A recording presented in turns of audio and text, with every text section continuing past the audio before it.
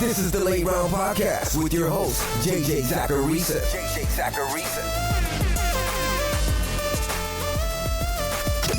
What's up, everyone? It's JJ Zacharisa, the editor-in-chief at FanDuel and at NumberFire.com, and this is episode 531 of the Late Round Podcast, on many shows that are part of the FanDuel Podcast Network.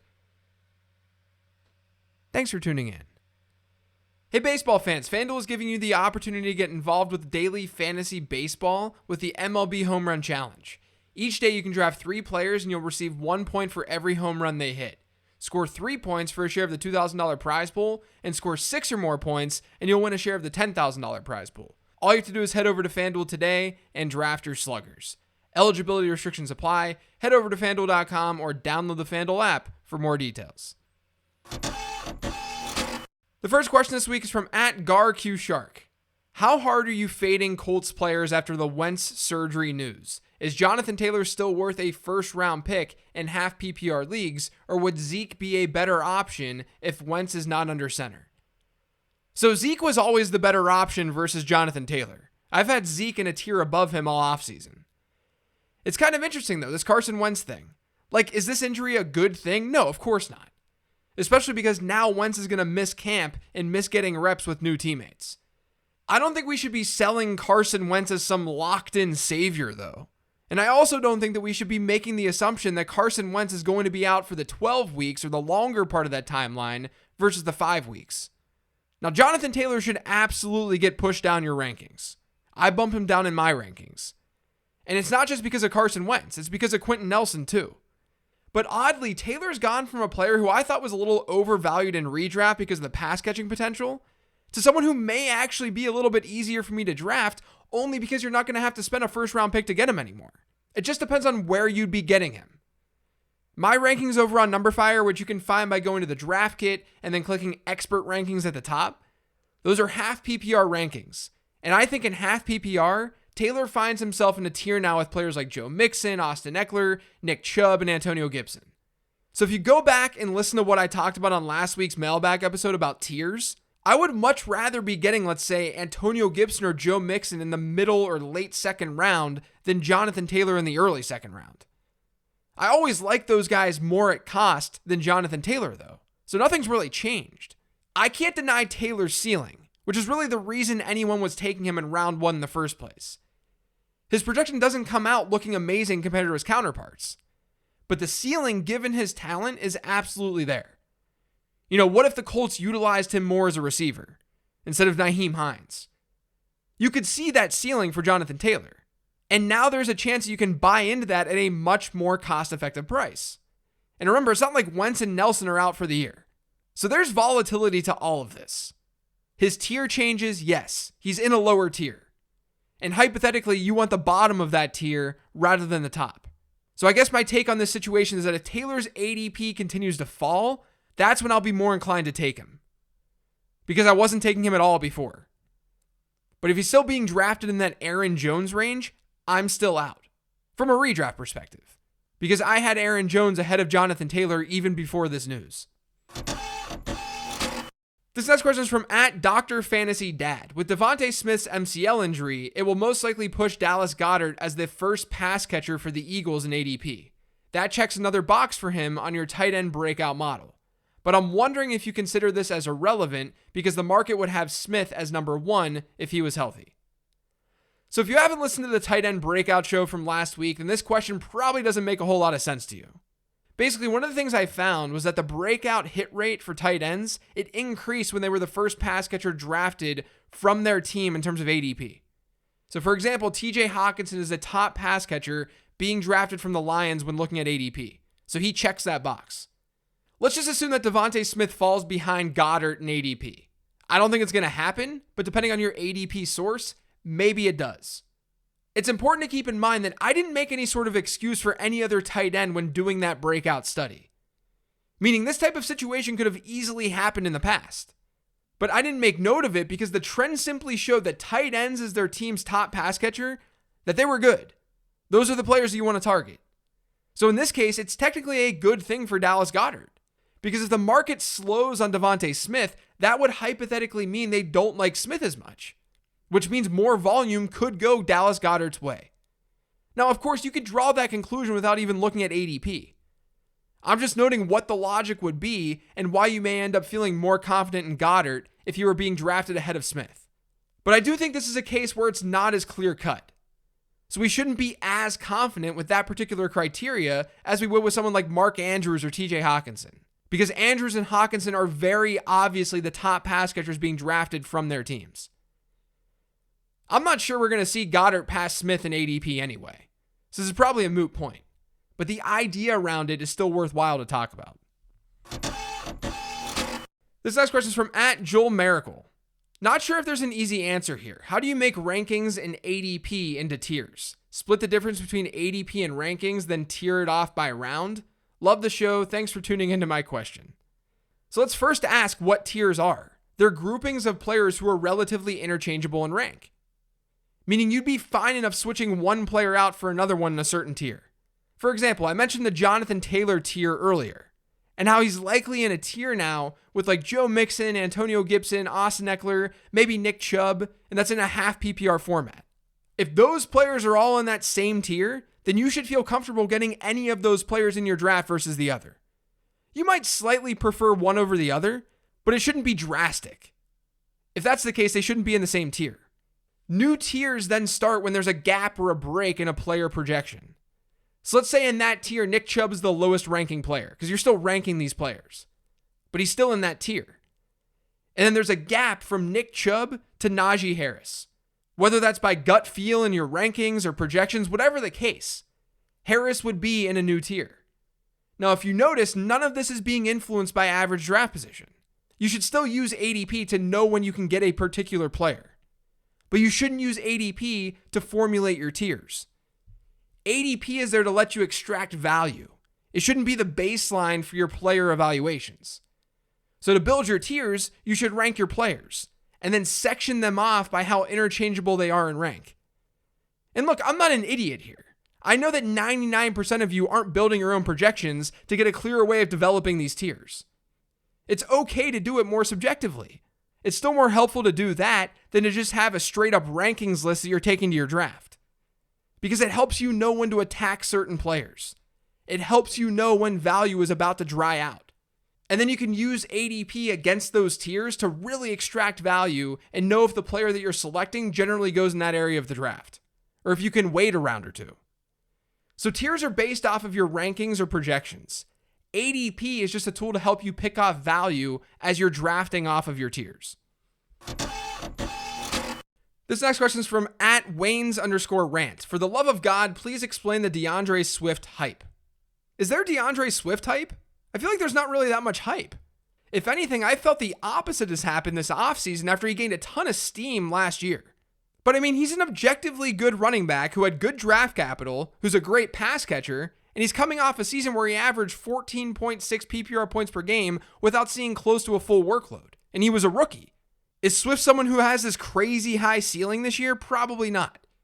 I would be surprised if he jumps into the top tier of running backs this season, given he's likely to split some early down work with Jamal Williams. He may not see all the goal line touches, and the Lions aren't projected to be a good team. But he's being drafted as a middle range RB2. When he's projected to see a huge target share in that offense that lacks weapons outside of TJ Hawkinson. Let me put it this way. I have Swift projected for 92 targets this year. That's what my projections say. This is with a 17-game schedule, so let's break that down and say it's about 87 targets for a 16-game schedule. That's what it prorates to be. Since 2011, we've had 46 seasons where a running back hit 80 or more targets, so less than what Swift will be projected to have across a 16-game season. Of those 46, 38 of them have finished as top 20 running backs. And all but one finishes a top 30 running back. And 29 of the 46, so 63% of our sample, they finish as top 10 running backs. I don't think this is necessarily an argument for Swift's ceiling, but it's definitely an argument for his floor in a PPR format. I won't argue the ceiling. I already said it's probably more limited than some of the other backs being drafted around him. But I don't think that ceiling is non-existent. And I don't think a player who lacks that ceiling in the third round isn't worthwhile. To me, Swift is being drafted exactly where he should be drafted. His ADP bakes in that probable lack of ceiling almost perfectly. This last question is from at MJBWR7. What wide receiver going after wide receiver 36 has the best chance to finish as a wide receiver 2 or better? So I'm going to cheat here and give you a player who's going after that point in some drafts, and some ADP sources have him after that point, but it's Jerry Jeudy. I've talked about him this offseason a bit, so you might remember that, but I'm using this as a teaser for next week's early week show. I'll be going over players that I'm targeting this year, and surprise, Jerry Jeudy is one of those players. So Judy's my answer, and I'll give you more reasons as to why on next week's episode. This next question is from at Schmore320. Do you think Hawkinson can break into the top tight end tier this season? I think it's in his range of outcomes, yes. I wasn't as high as I should have been on Darren Waller last year, but there are some parallels here when it comes to situation. Waller is incredibly talented, so he was going to see a high target share go his way no matter what. But he was able to hit that crazy ceiling last season, partially because the competition was lacking in that offense. We've got a similar situation in Detroit. And like I've been saying on today's show and the tight end breakout show, tight ends who are the top pass catchers drafted from their team tend to pan out at a higher rate than the alternative. And if you want something even more positive for Hawkinson that's related to historical ADP, we've had 4 tight ends since 2011 where they were drafted in rounds 4 through 9 while having no teammate wide receiver getting drafted in the top 10 rounds. So to put this another way, they're the only pass catcher on their team with single-digit round ADPs. And they're also not being drafted super early. Now, 4 is not a lot. This is not a big sample size. This is not a common situation. But it's a situation that Hawkinson is currently in. Of those 4, 3 of them outperformed ADP expectation by 42 or more points. One was Darren Waller last year, who broke out and had a monster season. And the one player who didn't pan out was Jordan Cameron. Remember him? He didn't play a full season that year. He wasn't great, but he also wasn't fully healthy. Hawkinson should be peppered with targets this year. And he has a high target share ceiling because he's good. He fits a ton of the criteria that I laid out in the show last week. Now, I still like Mark Andrews slightly more, just a little bit more, but Hawkinson is still a good middle round pick who has a shot to make the leap that we saw Darren Waller make last year. When historically middle round tight ends haven't been the best investments. But they haven't been the best investments because they haven't been set up as well as Hawkinson is set up this year. This next question is from at Prince Ryan Dooley. Why do your rankings on NumberFire have Waller slated so much higher than Kittle this year? So again, you can get my half PPR rankings for free over on NumberFire by checking out the draft kit. And yes, Prince Ryan Dooley is right. I have Darren Waller a little over 10 spots ahead of Kittle in my overall rankings. And that's pretty significant when we're talking about the early rounds. My projections like Waller more than Kittle, straight up. But there's also the stuff that I podcasted about a couple of months ago that scares me a little bit with George Kittle. Number one, with mobile quarterbacks, we tend to not see their pass catchers perform as well versus non-mobile quarterbacks. I talked about that on episode 510. And then on top of that, episode 518 talks about how rookie quarterbacks tend to negatively impact their pass catchers as well, and how there can be one pass catcher who thrives, but there usually isn't 2. In fact, there really hasn't been 2 over the last decade. Rookie quarterbacks are at most supporting one pass catcher on their team. And by support, I mean making them relatively fantasy relevant. And what's Trey Lance? He's a mobile rookie quarterback. And then on top of that, the 49ers have the easiest schedule in football when looking at schedules from a team win total perspective. And that's using FanDuel Sportsbook win total data. That all gives me a lot of confidence that even though the 49ers weapons are awesome, and even though I love George Kittle and I love Brandon Ayuk, there's a very good chance the 49ers aren't going to be this very pass-heavy team. And look, I like George Kittle still. I'm certainly not saying he's going to bust. But you need monster seasons from tight ends if you're going to take them in the first 2 rounds of your draft. I just think Waller projects out to be a better fantasy asset, even if I think George Kittle is just as good of a player. Maybe Kittle ends up seeing this massive, massive target share in that offense, and Brandon Ayuk and Deebo Samuel do very little. That's possible. Or maybe Trey Lance just bucks the trend. That's also possible. In fact, if you want to just capture everything in the 49ers offense, at least later in the season, just draft Trey Lance. Just get Trey Lance. You know he has the mobility. You know he has the rushing upside. But if the passing comes together, you're still getting fantasy points from him. But don't get it twisted. Being underweight on George Kittle this year will probably not be very fun for me. But this is why I have Waller a good bit ahead of him this year. The last question this week is an email that says, "Hey JJ, my question is about two specific players, but I'm more interested in the thought process here. I see that player A, who was a former Dynasty top 5-ish wide receiver very recently, has quickly dropped down the ranks for most analysts. Fellow former Dynasty top 5-ish wide receiver player B has had a much slower drop despite being outscored by player A last year in PPR and half PPR. Both are 24 years old, and seemingly everyone thinks player A was terrible last year, though his depth of target was indeed Jason Witten. Player A is Juju Smith-Schuster, player B is DJ Moore. I like both players, frankly, but I'm just curious why you think there seemingly remains much more long-term optimism on DJ Moore, even after Robbie Anderson came in and was seemingly handed the role everyone thought DJ Moore would have last year. The quarterback, the routes, the other wide receivers on their rosters, I realize this is seemingly a rankings question, but I'm more curious about your thoughts on the consensus reasoning here. Thanks, Tim." I think the bottom line with Juju Smith-Schuster and why people are lower on him longer term than someone like DJ Moore is that Juju hasn't shown that he can be more than a slot receiver. Like, let's call it what it is. I thought in a post-Antonio Brown world, Juju Smith-Schuster could elevate his game and be an alpha. I talked about it on this show a couple of years ago. I wasn't one of those Juju wide receiver 1 overall people, but I liked him. And I was ready for him to make the leap. And then over the last 2 years, that has not happened. The year that Antonio Brown left, Juju played 2/3 of his snaps from the slot. With Antonio Brown, that number was 58% and then 61%. And then last year, that slot snap rate shot up to 85%. That's all according to Pro Football Focus. So across 4 years, Juju Smith-Schuster's slot snap rate has increased every single season. And then all the while, he tested free agency last year and he didn't get a mega deal before taking a lesser deal to stay with the Steelers, which I understand was his choice. But the alternatives financially weren't significantly high. And it's likely because teams view him as a slot guy and they're not going to pay up for that. And there's nothing wrong with being a slot receiver for fantasy purposes, aside from the fact that it doesn't allow a player to have much versatility long term. And that's what's key here. It's been fine in Pittsburgh from a fantasy perspective because they're a pass-heavy offense. Or they have been. But this could be his last year there. If he moves elsewhere, not only could he struggle to play on the outside, but he could fall to an offense that's not as friendly for wide receivers.